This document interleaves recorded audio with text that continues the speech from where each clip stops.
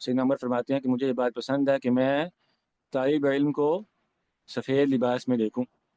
اور حدیث جبریل میں پتہ نا کیا ہے؟ شدید و بیاض الثیاب. جبریل امین علیہ السلام جب آئے آپ کے پاس تو سفید لباس پہن کر آئے تھے. کیوں؟ اس میں اشارہ تھا کہ طالب علم کا لباس سفید ہوتا ہے، کیونکہ وہ یعلمکم دینکم، دین کی تعلیم کے لیے آئے تھے.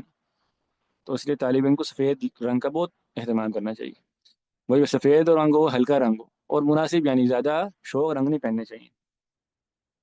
اور سفید رنگ میں بطور خاص علماء ذکر کرتے ہیں کہ رسول اللہ صلی اللہ علیہ وسلم کو بھی سفید رنگ اس لیے پسند تھا کہ یہ آنکھیں ٹھنڈی ہوتی ہیں سفید رنگ دیکھ کے. یہ بات ہے کہ نہیں؟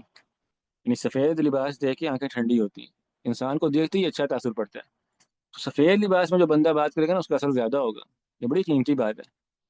ٹھیک ہے، آپ شوق رنگ پہن کے جائیں، پنک اور لال رنگ، اور اس میں آپ کوئی بات کریں تو وہ بندے جوکر لگ رہا ہے تو اس کی بات میں کیا اثر ہوگا. ٹھیک ہے، تو سفید اور باوقار لباس ہو، کہتے ہیں ڈیسنٹ لگ رہا ہو بندہ، یہ اچھی بات ہے.